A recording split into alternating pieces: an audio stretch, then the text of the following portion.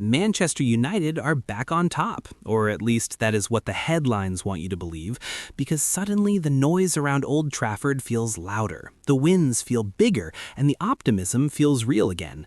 But if you slow everything down and look beyond the scorelines, the truth becomes far more complicated. Because this version of United is not dominating games the way champions usually do. They are surviving moments, stealing results, and relying on fine margins rather than overwhelming control. And that raises an uncomfortable question.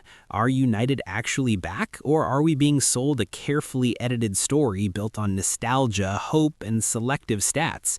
Because when you break down the performances, you see long spells without the ball, defensive blocks stretched to their limits, and attackers living off isolated moments of brilliance rather than sustained pressure.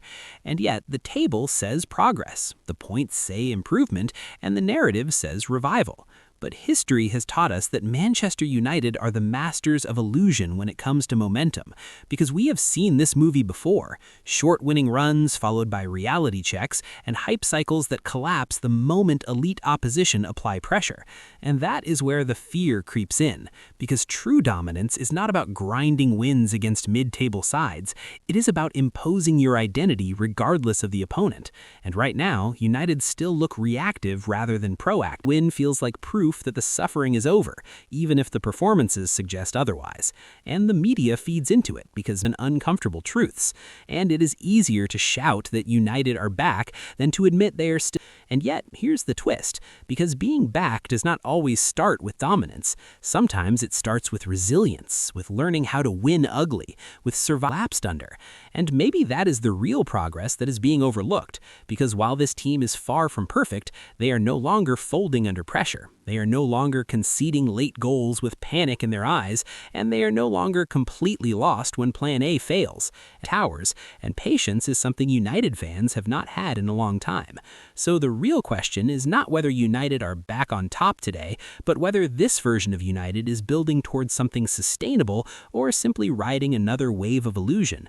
Because the answer depends on what comes next, how they respond to setbacks, how they perform when the wins stop coming easily, and whether this team can turn survival into control and belief into authority. Because only then will we know if Manchester United are truly back or if we were all just lying to ourselves again. And this is where the story gets even more dangerous, because once belief takes hold, expectations follow. And for Manchester United, expectations have always been the silent killer, because the badge does not allow for slow growth or quiet progress.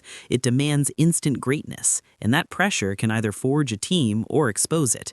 And right now, United are standing on that edge, because the same performances being praised as gritty and mature would be criticized as limited and lucky if the shirt was different. And that contradiction matters, because standards define champions, not vibes. And when you strip away emotion, the numbers still whisper warning signs. Chance creation remains inconsistent, defensive structure still bends under sustained pressure, and the margin between control and chaos is thinner than fans want to admit. And yet, the league table keeps smiling back, and the belief keeps growing. And belief is powerful, because once players feel invincible, they take risks, they play with freedom, and suddenly narrow wins turn into statement performances. And that is the gamble United are making, whether intentionally or not, because this is a test of mentality.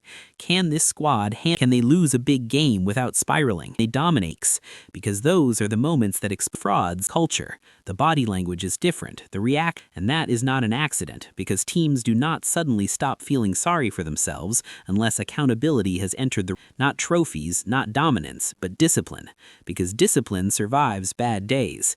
And right now, United are both encouraging and unsettling, because survival can evolve into strength or decay into complacency, depending on leadership and decisions made when the noise is loudest and the praise is easiest. And this is where fans must be careful, because demanding perfection too early could break something that is still forming, while accepting mediocrity disguised as progress could trap the club in another endless loop of almost and what if. And the truth likely lives somewhere in between, because Manchester United are neither fully back nor completely lying. They are suspended in a moment where belief is ahead of reality, and that gap will either close through growth or explode under pressure. And when that moment arrives, there will be no hiding behind narratives, no comfort in moral victories, and no protection from the weight of history. Because Manchester United do not get judged on potential, they get judged on proof. And until proof arrives, the question remains open. Are United back on top, or are we still chasing a feeling we miss rather than the dominance we remember?